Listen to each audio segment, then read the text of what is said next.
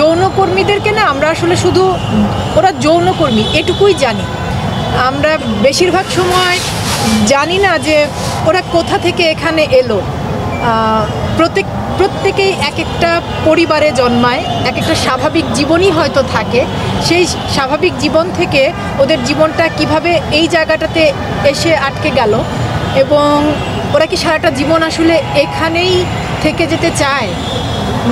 কেউ কি চায় না যে এখান থেকে বেরিয়ে আমরা আমাদের সমাজে, রাষ্ট্রে আপাত দৃষ্টিতে যেটাকে আমরা স্বাভাবিক জীবনযাপন বলি, সেই জীবনের মধ্যে আবার ফিরে আসতে? যদি কেউ চায়, যদি সেই চেষ্টাটা করে, তাহলে কি আসলে আমরা মানুষ হিসেবে ওদেরকে সেই সুযোগটুকু, সেই সহযোগিতাটুকু করতে পারি? সমাজ বা রাষ্ট্র কি ওদের প্রতি সেই সমর্থনের হাতটুকু দিতে পারে, বাড়িয়ে দিতে পারে? কাজটা করতে গিয়েই আসলে জানা, দৌলতদিয়া হচ্ছে এশিয়ার সবচাইতে বড় যৌনপল্লীর মধ্যে একটি। তো এবং অনেক অনেক নারীর আবাস সেটা। এত জীবনের গল্প তো একটা সিনেমায় একটা চরিত্রে বলা সম্ভব না। আমার পরিচালক চেষ্টা করেছেন, তিনি বারবার বলছিলেন যে তিনি ওদেরকে নিয়ে গবেষণা করেছেন, এক একজনের জীবনের এক একটা গল্প।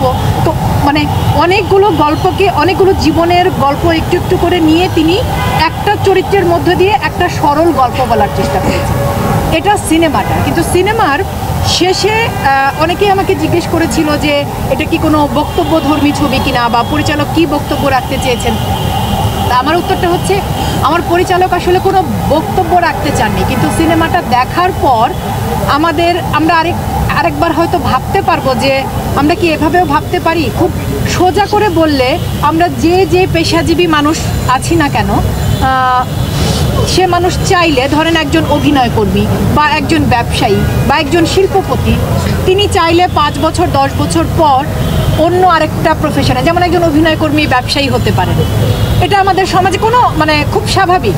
কিন্তু যে একজন যৌনকর্মী, সেই মানুষটাও যদি 10 বছর পর চায় আমি আসলে জীবনে অন্য কোনো একটা কাজ করব জীবিকা উপার্জনের জন্য, সেই সুযোগটুকু কি আমাদের সমাজ, আমাদের রাষ্ট্র দেওয়ার চিন্তা করতে পারে? আমি জানি এটা হয়তো অনেক বড় চাওয়া হয়ে যাচ্ছে, আমার খুবই ছোট মানুষের বড় চাওয়া, কারণ সারা পৃথিবীব্যাপী মানবাধিকার বা সেক্স ওয়ার্কারদের জন্য মানবাধিকার লঙ্ঘন বা ঠিকমতো মানবাধিকার পায় না ওরা, সেরকম আছে। আমরা আসলে তৃতীয় বিশ্বের অনুন্নত দেশ, আরও অনেক সমস্যা আছে আমাদের।